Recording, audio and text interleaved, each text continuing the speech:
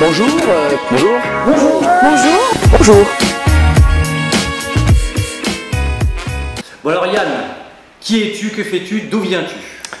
J'ai 38 ans, je suis adjoint à la maire de Paris en charge du logement. J'étais prof de français à Sarcelles avant de devenir 95. Élu. Et 95 absolument, dans le Val d'Oise, et j'ai enseigné plusieurs années avant de me tourner vers la politique et devenir élu à la mairie de Paris, d'abord en tant que simple conseiller de Paris et puis ensuite en tant qu'adjoint au maire avec Anne Hidalgo, maire de Paris. Prof de français, pour quelle classe? J'étais prof en première et en terminale, donc je préparais les élèves au bac. J'avais à la fois des élèves qui étaient en classe technologique et ensuite des élèves qui étaient en terminale littéraire. C'est quoi la faute d'orthographe qui te rend le plus dingue? Ceux qui confondent accent aigu et ER.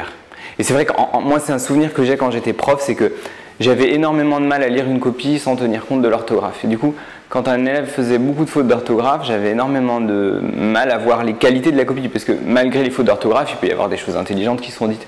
C'est toujours une grosse galère quand on est prof de français, parce qu'on est tellement braqué sur les fautes d'orthographe qu'on ne fait pas gaffe au contenu des copies. Du coup, tous tes collègues viennent te voir, est-ce que j'ai fait une faute, etc. Non, non. Lecteur officiel? Pas tant que ça, d'autant que mon orthographe à moi décline aussi au fur et à mesure des années. Avec l'âge, on devient Exactement. bien. Non, mais par contre, j'ai un souvenir magnifique d'une faute d'élève qui m'a beaucoup fait rire à l'époque. Elle parlait du bouc émissaire et au lieu d'écrire bouc émissaire, elle a écrit bouquet mystère. Ah ouais. Qu'est-ce que tu as comme loisir? J'aime lire évidemment, ce qui n'est pas très original pour un prof de français. Lire des romans plutôt que des essais. Je sais qu'il y a beaucoup d'élus ou de politiques qui lisent des essais ou des biographies. Moi j'aime plutôt lire. T'as lu Sarko ou pas? Non, j'aime plutôt lire des romans moi. Donc j'aime être à la plage et lire des livres, ce que je n'ai jamais le temps de faire. C'est quoi ton bouquin préféré? Mon bouquin préféré, c'est un livre qui s'appelle La ligne de beauté d'un auteur qui s'appelle Alan Hollinghurst et c'est très très beau. Voilà. Et non, je suis nul en anglais, j'ai fait semblant. Voilà, et j'ai fait un mémoire de maîtrise sur American Psycho de Bret Easton Ellis qui raconte l'histoire d'un serial killer trader, qui est un livre qui m'a beaucoup marqué. Voilà. Et à côté de ça, la politique? Et à côté de ça, la politique, alors la politique de manière non professionnelle depuis que je suis petit, depuis l'âge de mes 17 ans, la politique à plein temps, pas de manière professionnelle parce que je ne considère pas que c'est un métier, mais enfin en tout cas à plein temps depuis une dizaine d'années maintenant, puisque j'ai été élu au municipal. J'ai été élu en 2008 sous Bertrand Delanoë et puis ensuite réélu en 2014 quand Anne Hidalgo est devenue maire et à ce moment-là, elle m'a demandé d'être son adjoint en charge du logement, ce qui maintenant m'occupe beaucoup. C'est quoi le logement? En gros, c'est quoi ton rôle exactement au logement? Logement, c'est d'essayer de rendre le logement plus facile pour les Parisiens, ce qui est quand même pas une petite affaire quand on sait à quel point c'est difficile de se loger à Paris. Donc mon boulot, c'est de faire du logement social, notamment pour les familles modestes ou de la classe moyenne, et puis c'est de travailler par exemple à encadrer les loyers, puisque aujourd'hui les loyers dans le privé sont quand même hyper élevés, et à partir de la fin de l'année, normalement, on va remettre en place un mécanisme qui permettra de les réguler. Est-ce que tu cuisines? Je ne cuisine pas du tout, mais j'ai la chance d'être marié et d'avoir un mari qui cuisine. Ah, et qu'est-ce qu'il prépare alors? Il prépare ce qu'il peut avec le peu de temps qu'il a, mais en tout cas, il fait les choses bien et beaucoup mieux que si c'était moi qui le faisais. Voilà, je cuisine un tout petit peu pendant les vacances. Ton plus gros flop en cuisine? Un tiramisu à la framboise qui était complètement raté. Ah. Voilà. Et ton plus gros flop en politique? Oula On a le temps. Hein. Un jour, j'ai fait une interview. J'étais hyper fatigué. Et le journaliste me demande, c'était en pleine élection municipale et Anne Hidalgo devait me nommer porte-parole 3 jours après. Et c'était pour le journal du dimanche. Puis le journaliste m'interroge et il me dit, si vous deviez casser un monument à Paris, lequel casseriez-vous?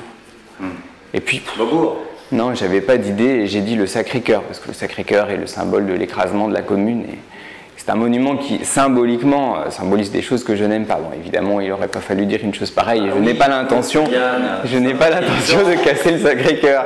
Et donc, régulièrement, je me promenais dans les rues et puis j'entendais les gens qui disaient « Ah, c'est le gars qui veut casser le Sacré-Cœur. » Bon, évidemment, c'était une boutade et je n'ai pas l'intention de casser le Sacré-Cœur. Donc ça, c'était quand même pas une grande réussite, mais ça n'a pas empêché Anne Hidalgo de me nommer porte-parole 3 jours après. Et maintenant, ce serait quoi? Qu'est-ce que tu casserais? Qu'est-ce que je casserais? Mais rien du tout, je ne veux rien casser. Voilà. Alors moi, avec mon avis extérieur, je trouve que vous laissez un peu, quand je dis vous, je suppose que c'est toi, Les architectes se font un peu plaisir sur les bâtiments. C'est genre, il y a un rouge, un vert, un machin, il n'y a pas d'harmonie. C'est normal, ou ça dépend de qui ça? Ça dépend de la ville de Paris. Avec Anne Hidalgo, vous êtes amis, vous faites des bouffes ensemble. Alors, on travaille très bien ensemble, on s'entend bien, et moi j'ai jamais eu de conflit avec elle, soit que parfois quand je lis un certain nombre de choses, je tombe de l'armoire, parce que moi j'ai jamais eu de difficultés relationnelles avec elle, au contraire, on travaille en confiance, mais c'est une relation de travail, donc on s'aime bien, mais c'est une relation de travail. Non, mais par ailleurs, je trouve que c'est plutôt sain d'avoir chacun sa vie, et de pas forcément être tout le temps ensemble. Est-ce que tu vois des similitudes entre ton ancienne fonction de professeur et ton rôle actuel d'adjoint? J'ai tout appris, moi, en étant devant une classe. Et ça m'a énormément aidé ensuite. Pour le coup, c'est ce que je dis est sérieux. C'est-à-dire que quand on se retrouve devant une classe qui n'aime pas forcément le français, encore moins la littérature, et à laquelle il faut faire passer un certain nombre de messages, on apprend tout. Parce que si vous êtes mauvais, ça devient tout de suite le bordel dans la classe. Donc, moi j'ai trouvé que l'enseignement c'est la plus belle école de la vie. En tout cas, moi ça m'a permis d'acquérir des compétences que je n'aurais jamais acquis ailleurs. Parce qu'on a un public qui n'est pas acquis d'avance. Et qu'il faut trouver un mélange entre d'une part l'exigence, parce que si vous n'êtes pas exigeant, c'est la fête du slip. Et puis dans le même temps, une forme de bienveillance, parce qu'il faut que les élèves comprennent que cette exigence que vous avez vis-à-vis d'eux, c'est pour leur bien. C'est pas pour les emmerder, c'est pour leur bien. Et ça, c'est quelque chose qui, moi, m'a marqué pour toute ma vie et me sert aujourd'hui beaucoup dans mes fonctions d'élu. Et donc, j'aime bien expliquer ce que je fais et prononcer des phrases compréhensibles. Parce que assez vite, quand vous êtes élu, on vous fait des notes qui ne sont pas toujours très compréhensibles. Et moi, j'ai toujours l'obsession d'être compréhensible. Il ne faut pas forcément que les gens soient d'accord avec vous, mais il faut au moins qu'ils puissent comprendre ce que vous faites et pourquoi vous le faites. Voilà. J'ai une question. Pourquoi communiste et pas insoumis?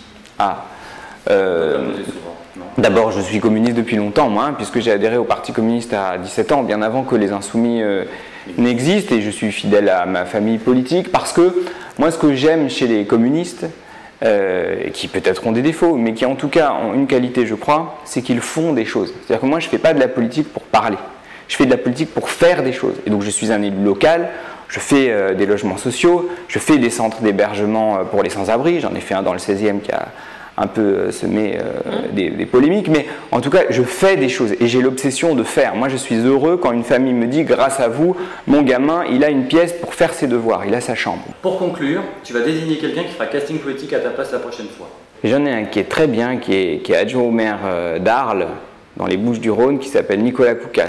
Bon, après, c'est un peu loin parce que je ne dépasse pas. Ah, c'est pas loin, mon train. Ah, il vient de temps en temps ou... Bien sûr qu'il vient à Paris. Alors, Nicolas, c'est ça? Nicolas. Nicolas, on t'attend. Merci beaucoup. Merci. Au revoir. Au revoir.